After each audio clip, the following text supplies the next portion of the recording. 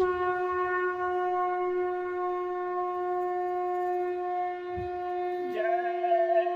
गुरुदेव। जय गुरुदेव।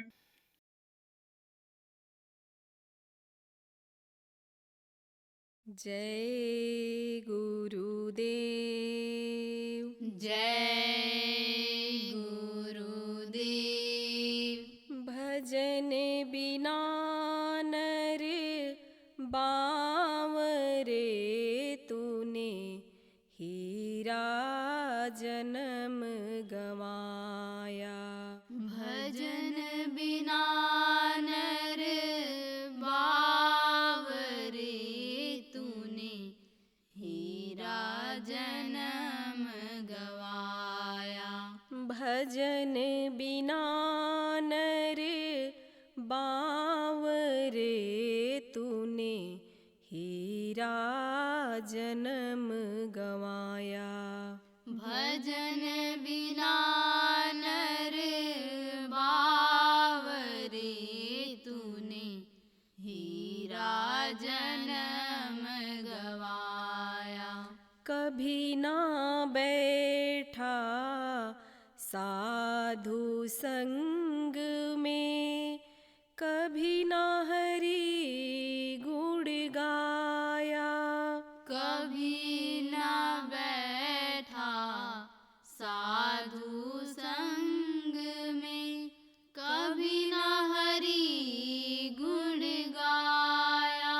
बही बही मरे बैल की नाई, भोर भयो उठी धाया। बही बही मरे बैल की नाई, भोर भयो उठी धाया। तूने हीरा जन्म गवाया। तूने हीरा जन्म गवाया।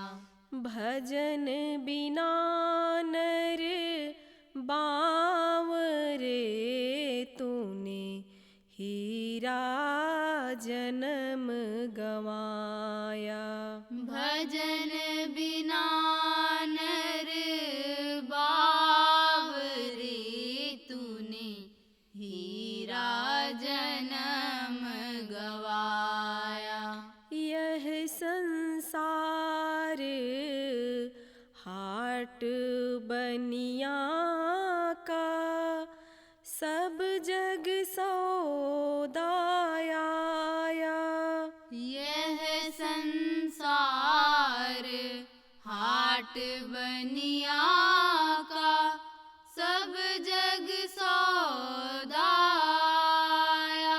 काहुन कीन्हा दाम चौगुना, काहुन मूल गवाया।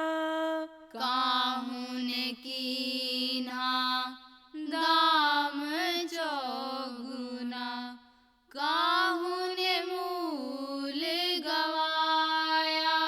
तूने हीरा जन्म गवाया। तूने हीरा जन्म गवाया। भजन बिना नर बावरे, तूने हीरा जन्म गवाया। भजन बिना नर बावरे, तूने हीरा जन्म गवाया। यह संसार फूल से मल का, लाली देख लुभाया। यह संसार फूल से मलेगा, लाली देख लुभाया। मारे चोच रुआ जब निक स्यो, सिर धुन पछताया। मारे चोच रुआ जब निकस्यो, सिर धुनि धुनि पछताया। तूने हीरा जन्म गवाया।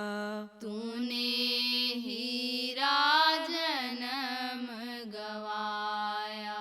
भजन बिना नर बावरे, तूने हीरा जन्म गवाया।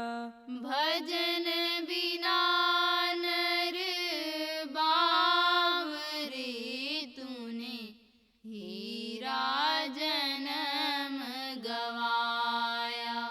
तू बंदे माया का लोभी, ममता महल चुनाया। तू बंदे माया का लोभी, ममता महल चुनाया। सतगुरु कहे एक नाम भजन बिनु, अंत समय दुख पाया। सतगुरु कहे एक नाम भजन बिनु, अंत समय दुख पाया। तूने हीरा जन्म गवाया। तूने हीरा जन्म गवाया। भजन बिना नर बावरे, तूने हीरा जन्म गवाया। भजन बिना नर बावरे, तूने हीरा जन्म गवाया। जय गुरुदेव। जय गुरुदेव।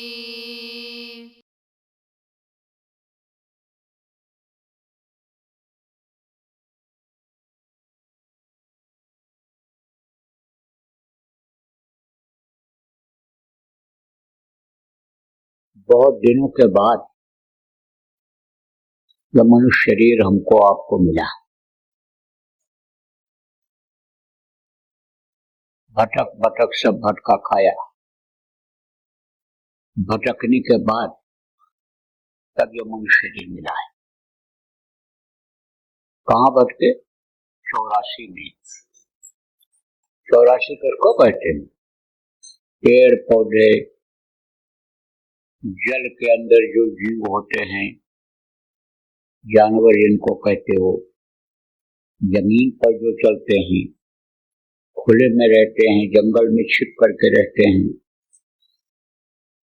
आसमान में जो उड़ते हैं पक्षी, ये सब 84 में आते हैं। मनुष्य का शरीर भी यह आखिरी योनि में है। ये 84 लाख योनियां कर्मों के अनुसार उसमें जाना पड़ता है। यह मनुष्य शरीर बड़े भाग्य से मिलता है। बड़े भाग्य मानुष तन पावा है। सब दुर्लभ सदगंधन गावा। कोट जन्म, कोट किसको कहते? करोड़ों जन्म लेने के बाद, मरने के बाद कोट जन्म जब भटका खाया, तब यह नर्तन दुर्लभ पाया है। यह दुर्लभ शरीर है। हमको आपको दिया तो मिला, तो मौका तो मिला, बना दिया हाथ पैर आंख कान ठीक ठाक, लेकिन कर्मों के बंधन में बांध दिया। अब उस कर्म के बंधन को जब तक काटा नहीं जाएगा, तब तक मुक्ति नहीं मिलेगी। फिर लौट लौट 84 आया। सूख जाओगे अब की बार, मनुष्य शरीर पाने के बाद, तब फिर उसी 84 में जाना पड़ेगा। कीड़ा मकोड़ा में, सांप गोजर बिच्छू के शरीर में, हाथी घोड़ा गधा मुर्गा भैंसा के शरीर में, गोरू या कबूतर तोता मैना के शरीर में, मछली मगरमच्छ जल में कीड़े मकोड़े जो रहते हैं उस शरीर में फिर बंद होना पड़ेगा। और जितनी बार जन्मोगे उतनी बार तकलीफ होगी, मरोगे तो भी तकलीफ होगी। चाहे छोटा जानवर मरे और चाहे बड़ा मरे, तकलीफ होती है। आदमी को देखो तकलीफ कितनी होती है मरते समय, और जन्मते वक्त भी सबको तकलीफ होती है। तो जन्मना और मरना पड़ेगा। अब आप ये समझो कि अगर जानकारी में ये बात आ गई तब तो ये जो कर्म के बंधन है ये कट जाएंगे, और नहीं तो फिर इसी में आना पड़ेगा।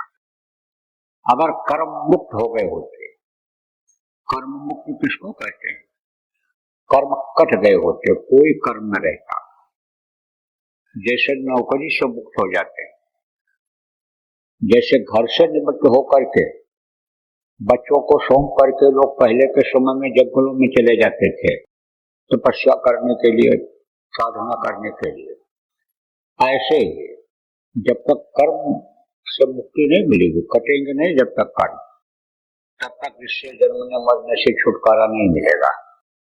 क्योंकि दिया तो उसने मनुष्य शरीर, और यह सब खाने पीने की सारी सुविधा कर दिया, लेकिन कर्म के बंधन में बांध दिया। मान लो कोई इक्का दुक्का इसमें ऐसे आए हो नाम डाल लेने के लिए जो कल होने वाला है, तो कहोगे भाई कर्म किसको कहते हैं? या हाथ से जो आप करते हो, पैर से करने के लिए जाते हो, आंख से देख कर करते हो, मुंह से बोल कर करते हो, कान से सुनकर करते हो, ये सब कर्म है।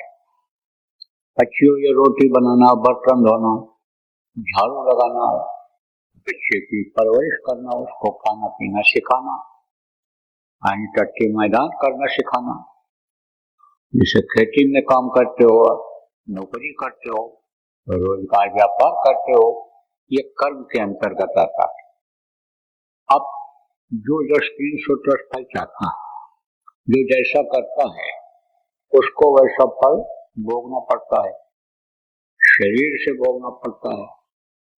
शरीर से अगर पूरा कर्म किया तो शरीर में कष्ट आता है।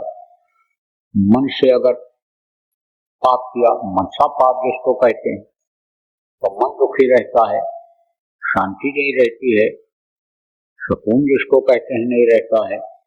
और धन से अगर पाप कर डालता है तो धन का अभाव, धन की कमी हो जाती है, गरीबी झेलनी पड़ती है, तकलीफ झेलना पड़ता है, नंगा भूखा रहना पड़ता है धन की कमी से। तो ये सब कर्मों के अनुसार ही मिलता है, कर्मों के अनुसार आता है।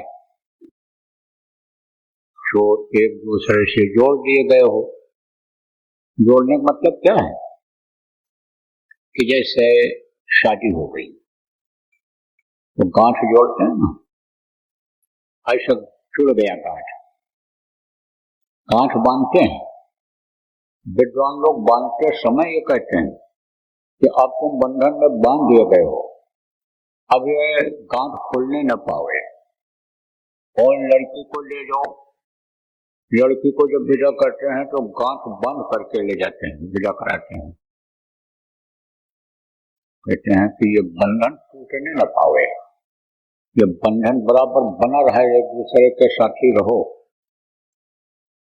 तो आज ये बंधन है, गठबंधन जिसको कहते हैं, ये बंधन के अंतर्गत आता है। बच्चा पैदा कर दिया, अब वो भी एक बंधन हो गया। धन दौलत इकट्ठा कर लिया, वो भी मकान घर बना लिया, ज्यादा जरूरत ज्यादा सामान इकट्ठा कर लिया, तो बंधन के अंतर्गत हो गया। तो ये बंधन जो है अगर न होता, ये एक दूसरे का कर्जा लेना देना अदा करने का न होता, मनुष्य नहीं मिलता, फिर तो मुक्ति हो गई होती। कर्म से अगर मुक्त हो गए होते कर्म बंधन, तो ये कर्मों के अनुसार ही शरीर मिला है। लेकिन ये देव दुर्लभ शरीर बताया गया, देवता इसके लिए तरसते रहते हैं। इसलिए ऐसा सुंदर सुगौर शरीर पा करके और आपके बाद चूकना नहीं है हमको आपको। और नहीं तो देखो ये गृहस्थी में कितनी तकलीफ हो रही है। लड़का अपनी तरफ जा रहा खींच रहा है, बहू अपनी तरफ खींच रही है, पत्नी अपनी तरफ खींच रहा, पति अपनी तरफ खींच रहे हैं, खींचातानी मची हुई है। प्रेम भी है और बिगाड़ भी हो जाता है। बिगाड़ बहुत बढ़ गया वो नुकसान, प्रेम बहुत ज्यादा अगर हो गया तो नुकसान। प्रेम में आदमी घर नहीं छोड़ता है, कर्म अपना नहीं कर पाता है, और बिगाड़ हो गया तो भी यह खतरा बना रहता है कि कहीं ऐसा न हो कुछ नुकसान कर दे। ये नाराज है, औरत नाराज है, पति नाराज है, बच्चे नाराज हैं, भाई नाराज हैं, कहीं कुछ गड़बड़ न कर दें। तो ये परेशानी है, ये संसार में परेशानी झेलनी पड़ती है। और कर्म अदा करना, कर्म का जो लेना देना होता है, कर्जा होता है, अदा करना पड़ता है। अब देखो इसी संसार में आप ये समझो कि रहते हैं, कौन रहते हैं? खोजत खोजत मर गए। कहाँ है? खोजत खोजत मर गए। तीरथ वेद पुराण और पलटू सूझत है नहीं, वेश में है भगवान। इसी संसार में ही उसी वेश में रहते हैं। इस वेश में जिसमें आदमी रहता है, जिसे पहचानने में दिक्कत न हो। कौन रहते हैं? भगवान, जिनको कहा गया। भगवान कोई ऐसे नहीं है मनुष्य शरीर में वो दिखाई ऐसे भगवान नहीं पड़ते। ताकत उनकी आती है, और वो जब ताकत आ जाती है और वो काम जो भगवान करते हैं, जब वो ताकत आ जाती है तब आप ऐसे भगवान का काम करने लग जाते हैं। भगवान करते हैं वही काम वो करने लग जाते हैं। दुआ आशीर्वाद जिसको कहते हो वो दे देते हैं। दया अंदर से दे देते हैं, बाहर से दे देते हैं। जिनको संत कहा गया, जिनको महात्मा कहा गया, जैसे अपने ये प्रेम गुरु महाराज थे। तो इसी तरह से आप समझो कोई वो रहते हैं यहाँ पर, इसी दुनिया संसार में ही रहते हैं। अब वो जो रहते हैं वो कर्मों को कटवाने का तरीका जानते हैं। इसलिए कहा गया कर्म फांस छूटे नहीं, कहते करो उपाय तो सदगुरु मिले तो उमरे, और नहीं तो भटका खाए लटकते रह गए। देखो अपने लोगों को सदगुरु भी मिल गए, गुरु महाराज जैसे गुरु आप लोगों को भी बहुत से लोगों को मिल गए, हमको भी गुरु महाराज मिले, तो सदगुरु मिल गए। ये कर्म को कटवाएंगे। कर्म कटवाने का तरीका ये बताते हैं। कर्म को कटवा देते हैं। कैसे कटवा देते हैं? कुछ कर्म ऐसे होते हैं जिनको काटने में बहुत मेहनत पड़ती है, और कुछ ऐसे होते हैं जो आसानी से कटवा देते हैं। तो उसका तरीका जो जानता है वो कर्मों को कटवाता है। तरीका होता है जैसे भोजन बनाने का बच्चों तरीका है, जैसे खेत काटने का तरीका है, जैसे मड़ाई करने का तरीका है, जैसे अफसर यानी अपने दफ्तर को चलाता है उसका तरीका है, जैसे व्यापार का तरीका है। इसीलिए तो कहा जाता है कि सीख करके कोई काम करो, सीख करके करोगे तो कामयाब हो जाओगे। रोटी बनाना सीख लो, सब्जी बनाना, दाल बनाना सीख लो, और बढ़िया बना के खिला दो, परिवार के लोग खुश हो जाएंगे। सीख करके बिजनेस व्यापार करो तो उसमें कामयाबी मिल जाएगी। तो तरीका होता है। ऐसे ही कर्मों को काटने का तरीका होता है, और वो तरीका बहुत आसान होता है। एक दूसरे का लेना देना ये बहुत आसान हो जाता है। कर्जा जो है, कर्जा ही तो है, एक दूसरे का कर्जा अदा करता है आदमी। देखो किसी का लड़का काम नहीं आता, किसी का बाप काम नहीं आता, किसी की माँ छोड़कर चली जाती है बच्चे को, किसी का भाई साथ नहीं देता है, तो ये कर्जा ही है। भाई को पढ़ाया लिखाया और चला गया नौकरी करने, घर में कुछ करता भी नहीं है, वो हिस्सा मांगता है। बेटा को पढ़ाया लिखाया, चला गया नौकरी करने, मांगता भी है, रुपया पैसा भी भेज देता है, लेकिन जितना सेवा माँ बाप करते हैं कर पाता है? भाई ने जितना सेवा करके, इतना मेहनत करके पढ़ाया लिखाया, उसकी सेवा वो कर पाता नहीं कर पाता है। तो समझो आप उसके कर्जदार थे और वो कर्जदार नहीं है। तो इसी तरह से आप ये समझो कि यानी कर्जा अदा कैसे होगा। कर्जा अदा करने का भी तरीका आपको बताया गया कि एक दूसरे का सेवा करो, प्रेम करो, परिवार में एक दूसरे से प्रेम रखो, भाव अच्छे रखो, उनसे उम्मीद कुछ न करो, तो लेना देना आसानी से अदा हो जाएगा। स्वार्थ उसमें जब ज्यादा किसी का हो जाता है परिवार में, तभी देखो बिगाड़ होता है। कारण क्या होता है? कारण यही होता है कि आदमी करता है तो अहंकार कर लेता है। तो कर्ता करे न कर सके, गुरु करे सो हो कहा गया। गुरु माने प्रभु, प्रभु की दया रहती है उसमें, प्रभु की ताकत रहती है, उनका रहता है। तो अब आप ये समझो वो करते हैं, लेकिन आदमी सोचता है हम कर रहे हैं, उसको भूल जाते हैं बहुत से लोग, उस प्रभु को। जिगर करे न चाकरी, पंछी करे न काम, दास मलुका कहे गए सबके दाता राम। सबको देने वाला वो उसको भूल जाते हैं। और जब उसको भूल जाते हैं वो कहते हैं हम कर रहे हैं, हम कर रहे हैं। तब वहां पर हम जब आ जाता है, हम आ जाता है, तभी बिगाड़ हो जाता है। निस्वार्थ भाव से कोई भी काम किया जाए तो उसका फल मिल जाता है। कम करो ज्यादा फल मिल जाता है, ज्यादा मेहनत करो और अगर तरीका नहीं मालूम है तो मुनाफा नहीं होता है, दुकान नहीं चलती है, गृहस्थी नहीं चलती है। तो समय समय पर देखो गुरु महाराज भी सब बताते रहे गृहस्थी में कैसे रहना चाहिए, क्या खाना चाहिए, कैसा व्यवहार करना चाहिए। और उनके जाने के बाद भी आपको बताया गया है तो बराबर बातों को याद रखना चाहिए। सत्संग के वचनों को बोलना नहीं चाहिए जो जरूरी हो, और ज्यादा एक दूसरे का लेना देना, कर्मों का कर्जा कैसे अदा होता है, इसके द्वारा होता है। इसके यही जो भजन ध्यान सुमिरन हम आप करते हैं, इससे भी लेना देना अदा हो जाता है।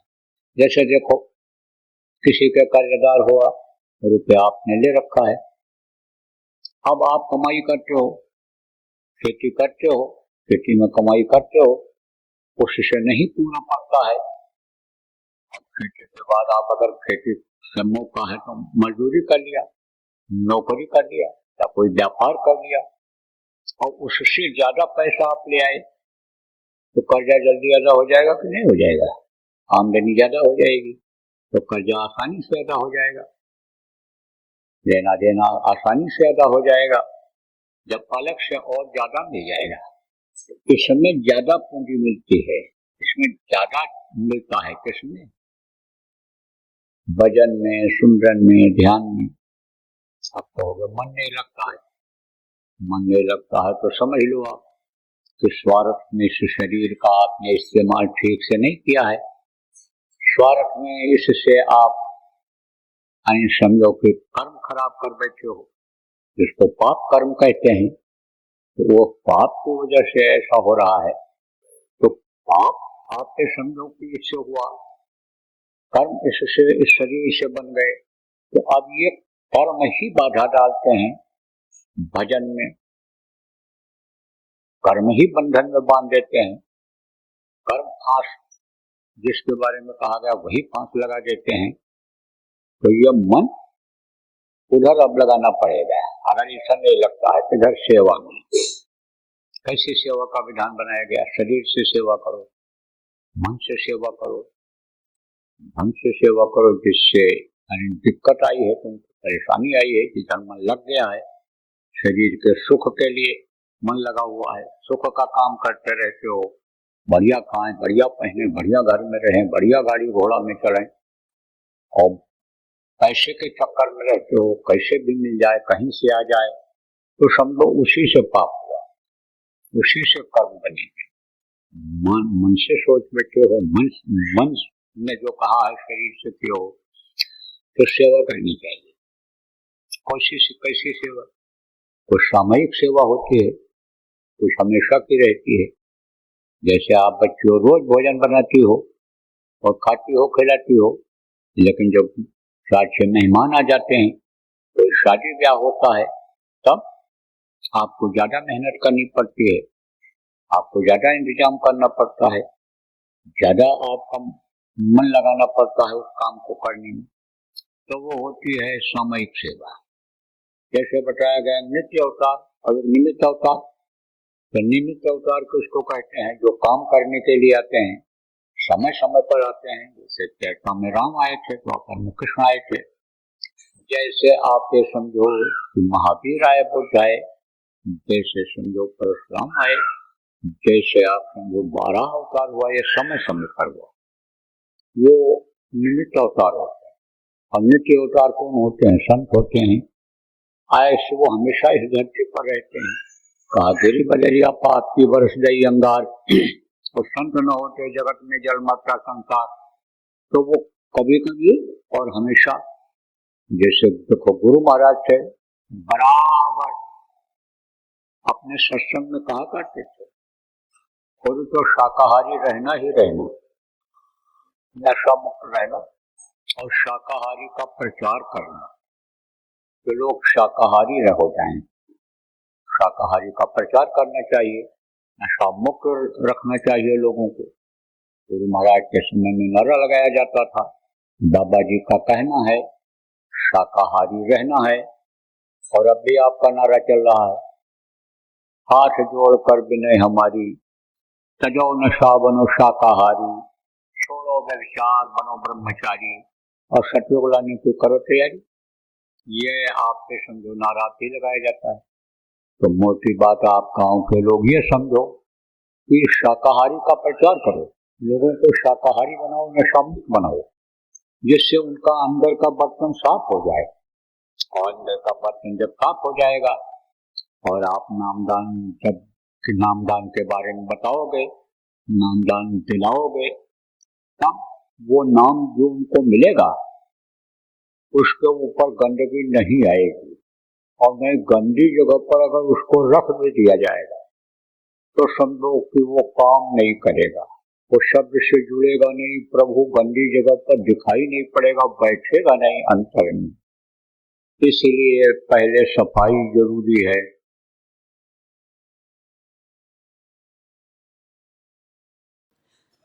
इस भारत देश जैसे धार्मिक देश में बच्चे और बच्चियों का चरित्र का गिरना और इनकी नशे की आदत से क्या संकेत मिलता है कि देश का भविष्य अच्छा नहीं रहेगा। देखो, इस वक्त पर किसी का बच्चा कब बिगड़ जाए, कब नशेबाज हो जाए, कब बच्चा बच्ची चरित्रहीन हो जाए, कुछ नहीं कहा जा सकता है, क्योंकि ये जाल बढ़ता हुआ चला जा रहा है। भारतीय संस्कृति को ही लोग खत्म कर देने में लगे हुए हैं, और जो लोग इसको बचाने में लगे हैं उन्हीं के बच्चे, वही लोग इसमें इन्वॉल्व हैं।